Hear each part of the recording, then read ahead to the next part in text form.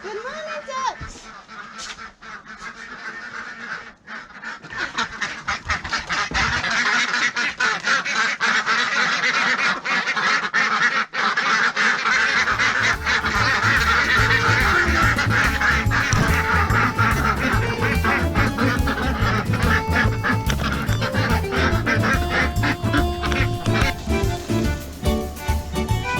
So if you look right here now, you'll be able to see a steady rope, hopefully you can, a steady stream of steam going up. And you can definitely feel it, only don't hold your hand over it, otherwise you'll end up burning.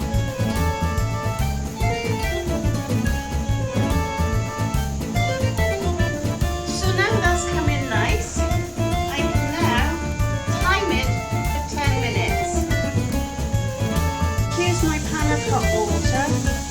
I have put a squirt of white vinegar in it, distilled vinegar, because it helps keep your jars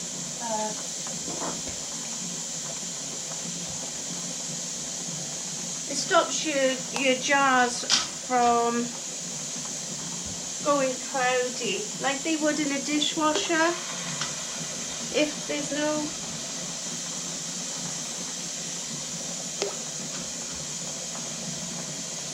no vinegar type stuff in your dishwasher, or then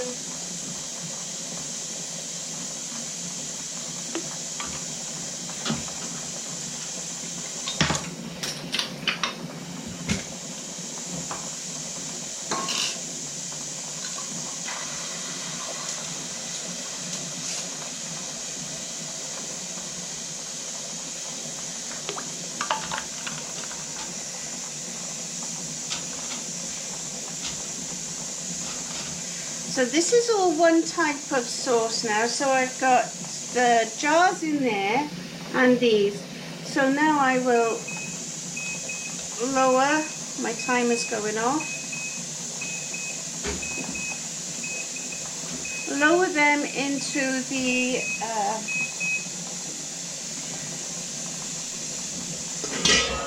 the saucepan or the water bath, and then cover.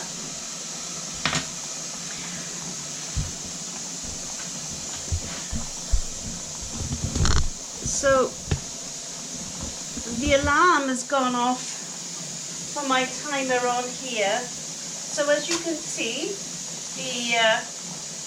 this lid thing this button is up, and it's been venting now for 10 minutes. So I can put the weight on.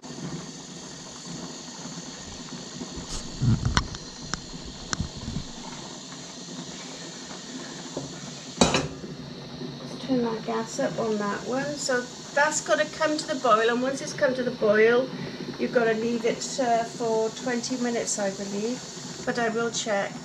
So I've put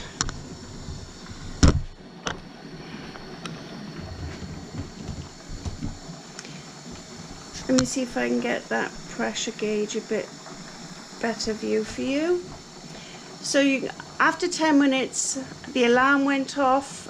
10 minutes after it was doing a steady stream of steam out at that nozzle by there. So I timed it 10 minutes, and now I put the weight on. Now I have to watch the arm go up, the arm on the clock thing on the dial goes up. You can see it's gradually starting to creep up. There. So being as I'm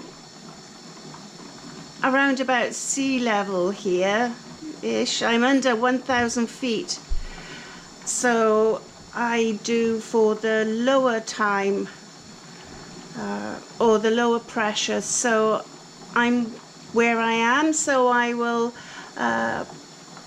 do it at 11 pounds of pressure for 20 minutes. That will cover the broth, which I will check, yes, 20 minutes, and then for the tomatoes is 20 minutes as well, so that's 20 minutes. So once it reaches the 11, then I will time for 20 minutes. If it drops below, then you have to start the entire process again from the cooking. On 10 pounds of pressure, but I do it at 11 pounds of pressure. That gives you a little bit of a leeway. If your pressure drops below 10, then you have to start this process. You have to restart the timing again. So if, say, during the canning session it drops to 9, or even just 9.5, or just below the 10, then I would have to start my timer again and do it for a further 20 minutes. So I'm just waiting for it to get to where I need it. You need to check your own pressure, your own altitude for sea level, because the higher the altitude, the more pressure you will need. So at my level, for this purpose, I only need it on 10. So I'll be back when it's reached.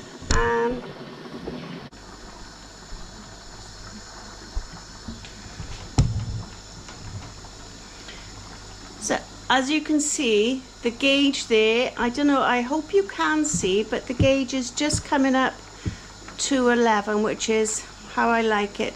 Now I'll set my timer. I will check all my times again, but I believe it's 20 minutes.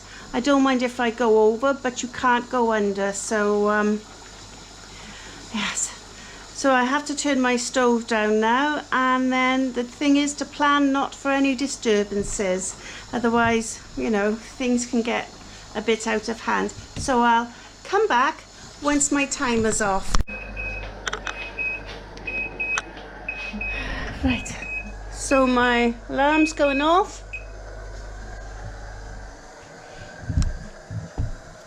So I can now turn the pressure canner off. So as you can see, the pressure's risen up, but I can turn the pressure canner off now. And there we are. That's that done. You mustn't touch it until it's all cooled off, until this little thing goes down and till the pressure gauge goes back to 0. So because it's still exceedingly hot in there, so, and you mustn't move it until everything goes back to 0, because you'll release the pressure in there, and then you run the possibility of jars exploding and a big mess inside the pan and ruining all your hard work. So I've got my next batch of pasta sauce there, which I did make and I froze, and now it's defrosted and it's in the saucepan ready for me to bottle. And then I'll probably cook that then, or do that in the hot water bath canner. Siri is helping me in the fact that he's timing on my mobile phone. So I shall be back once the pressure canner has reduced down to normal. Be back. Back at the stove now. So I've let the water bath canner for, it was 35 minutes. So I let it on for 40. That's for the tomato sauce. The pressure canner, which I'll show you just now, has just, this hasn't gone down yet, so I can't touch that until that goes down, until it's all normalized in there. But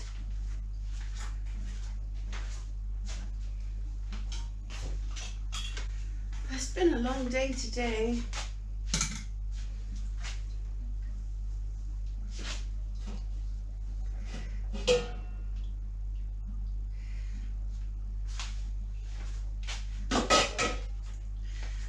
So as you can see, it's exceedingly hot. It is steaming. This is the water bath canner, and I'll just show you.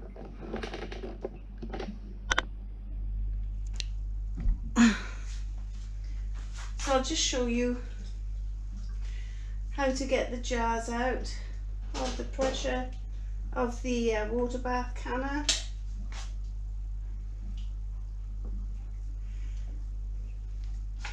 So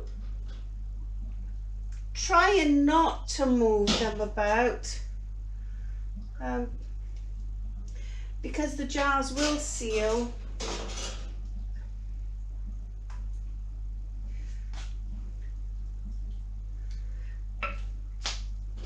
You hear the ping?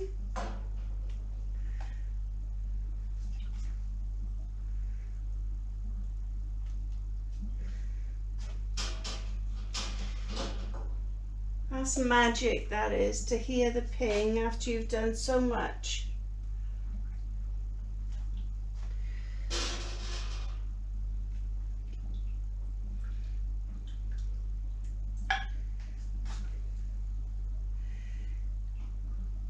In a day. It might not seem a lot. It isn't a lot, not really, but you know,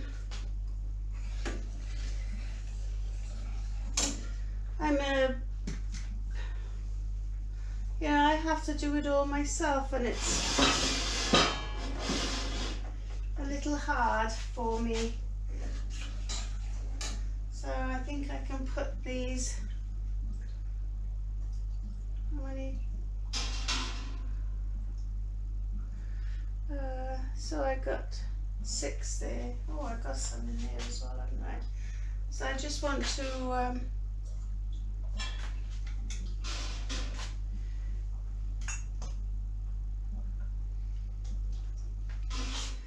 put some jars in there to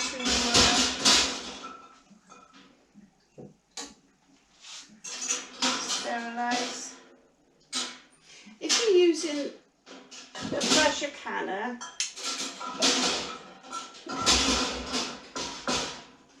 to bottle your produce or to bottle whatever, then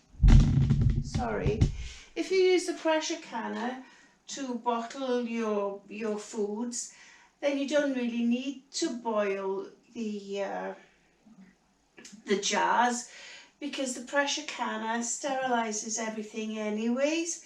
But you do need to make sure your jars are clean. But if you're using the water bath canner,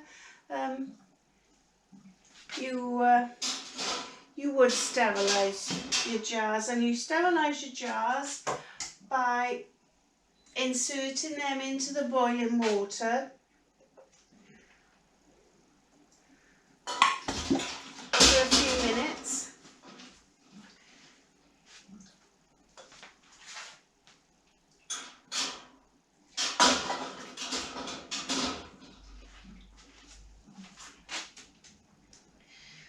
And if you look here now at the pressure canner, so if you look here now at the pressure canner, you can see that the button has gone down, which means the lid is unlocked. The pressure gauge there is down to 0, and this isn't jiggling. I would like to leave it for a little bit longer, but I'm getting a bit tired, but it is all back to normal. There might be a little, but there isn't. And now we can undo the lid. So I'll just shift you to there, make sure you can see.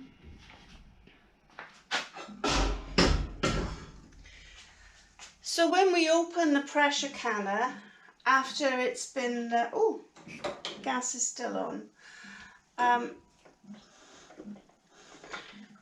You unscrew the lid slightly, lift it, and tilt it away from you.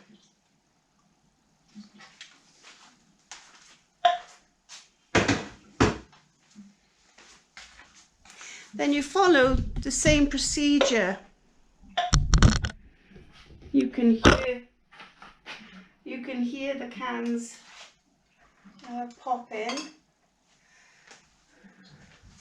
Now bear in mind that these cans will be, or these jars will be hotter,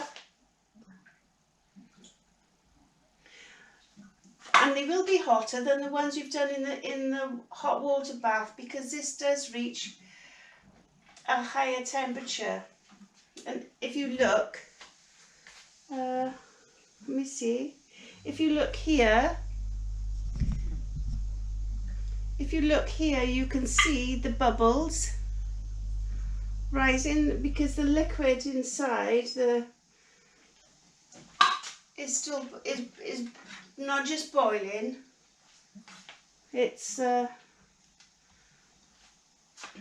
really boiling.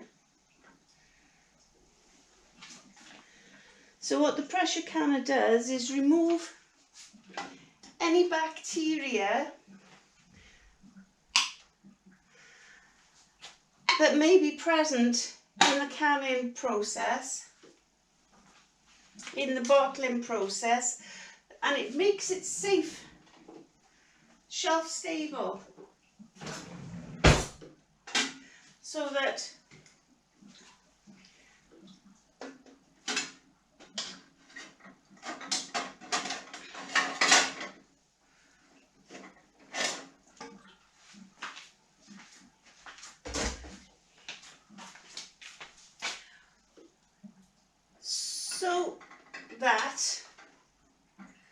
your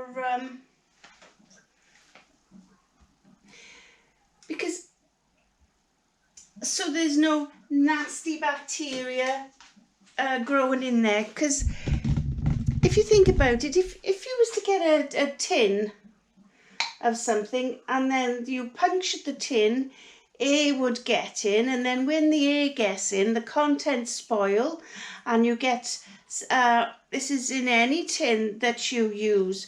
It could be a tin of peas, it could be a tin of beans, but shop bought tins, you wouldn't buy a dented tin, because the contents, I don't mean the contents would have bruised. If the air gets in, it will spoil the contents, i.e. they'll get a bacteria growth. And what you're doing here, although it's on a smaller scale, is the same as what you would get in a factory thing, you know, where except they do it at whatever temperature they do it. But this is a safe home canning method that preserves your food for a long shelf life, 50 years, maybe more, depending on what you're bottling. And providing the seal is still sealed, providing no air has gotten in, then it will be safe to eat. If the air gets in, you'll notice, because the seal on the bottle would spoil and the lid would come off. In that case, then you would discard the contents, unless obviously they haven't sealed when you've done it. If you get a jar or a can out of the cupboard, whether it's your own produce or shop bought in a can, if the seal is broken, air will get in and the contents will spoil with something called botulism, and that's whether it's shop bought, factory made, or your own produce.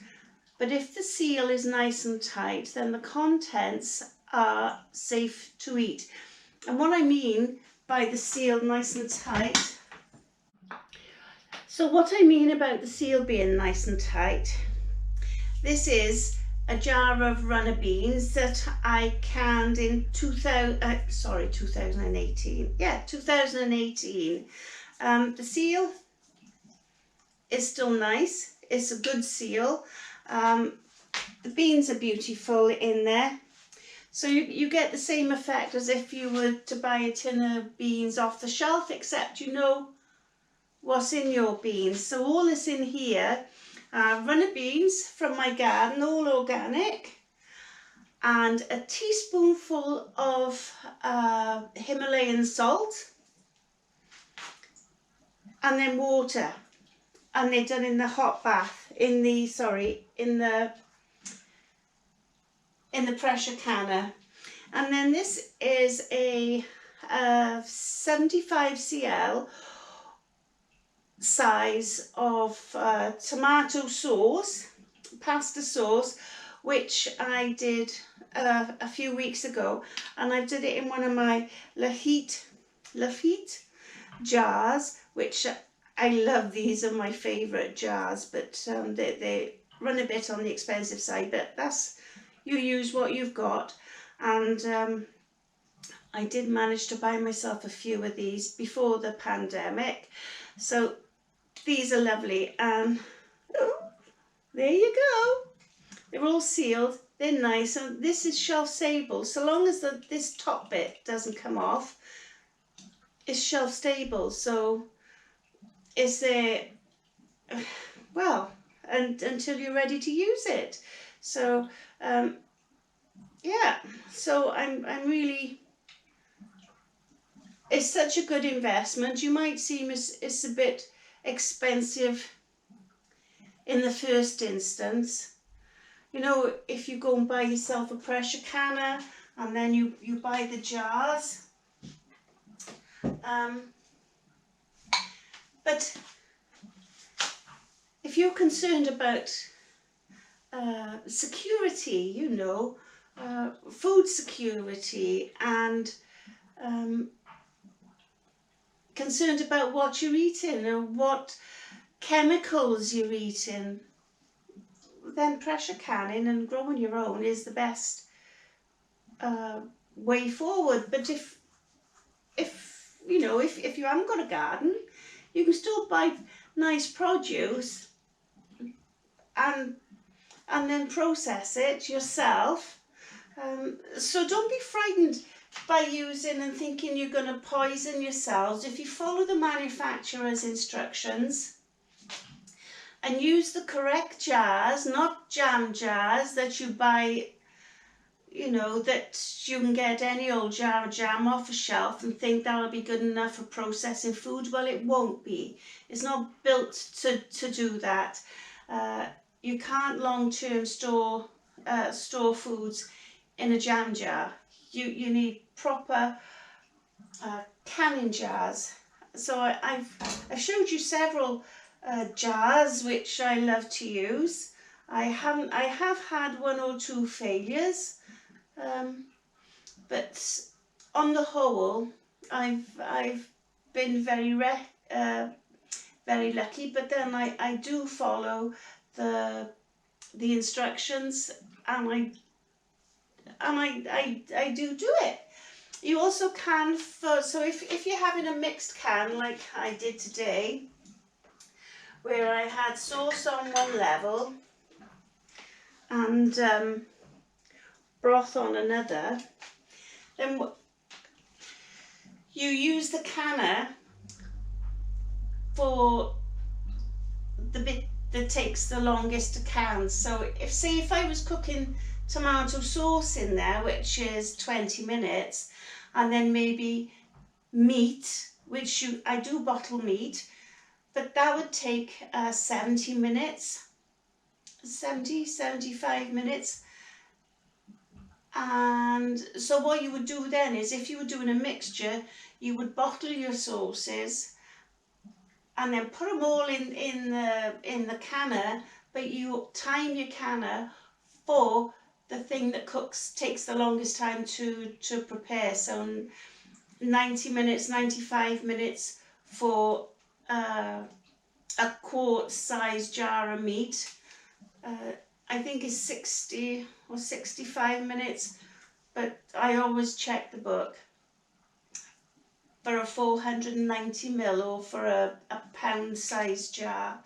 So yes, so I'll crack on removing my stuff and my goods from the canner.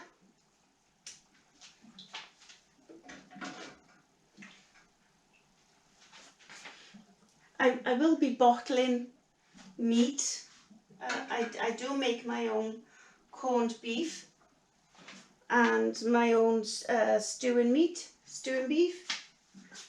And then it's ready then for if my sons need, or if indeed you just want a quick day. Because if it's all done, all you've got to do is throw it all in the pan together, you know, and it just makes for an easy, because I've done all the work's all done. So if you say you wanted to make a bolognese, all you do is add the meat.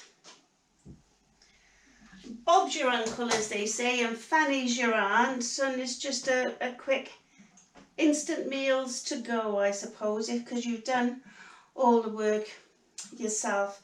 So I'll crack on now. I've got to do this, and I think I will do it in the pressure canner, because that's 40 odd minutes. I suppose it swings and roundabouts, isn't it? 40 minutes versus 20 minutes by the time you've got it up and up to temperature. It works out about the same, maybe an extra 10 minutes for this to come to boil. But it works out about the same, I suppose. But there it is, all done. And I'm... It was a bit tiring today, because I don't just do the bottling and the canning or whatever else. I have other things to do, you know. I've got my ducks and my garden, and I've whatever else I need to do, whether it's household chores or this and that. I do get a bit tired. I'm not a spring chicken anymore. Well, I haven't been a spring chicken for a long time, but that's besides the point. I have got my gardening and my greenhouse I got to tend to every day. I got my chores, but this is food security for, well, for however long you need it, you know. Like now with this pandemic, where people have been finding themselves in need of this, that or the other, I've been able to help out. I haven't had the need for this, that or the other, because I'm always leastways for the past 6-7 years I'm a bit of a prepper, I suppose. I've got everything I need, and so I'm sorted for myself and my family, my sons, my mum, my brother, I'm sorted. It's okay. So, and my neighbours, I help my neighbours too if they need, or you know, with the greenhouse this year, with people not being able to get to garden centres for their plants, for their fruit and their vegetables this year, I've helped a lot of people with plants, tomato plants and cucumber plants, lettuce, cabbages, whatever. If they've needed, I've been able to give, and that at the end of the day is what makes life worth living. If you can, it's better to do a favour than to cause somebody hardship. So if you can do a favour, do it. And yes, and I try to help. I try to be kind when I can be, but it doesn't cost anything to be nice, does it? Or to try and help out. Anyway, I'm waffling on again. I got a crack on. Thanks indeed for watching. Stay safe, be safe, stay healthy, and God bless. Bye. Hello.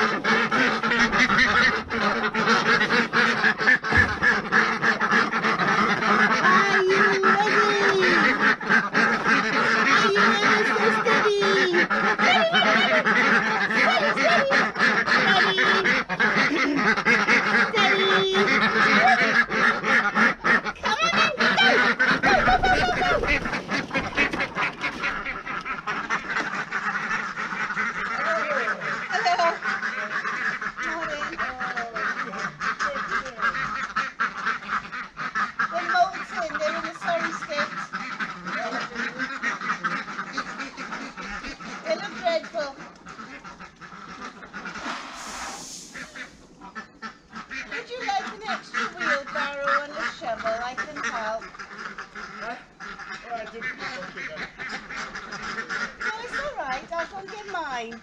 I'll be right with you.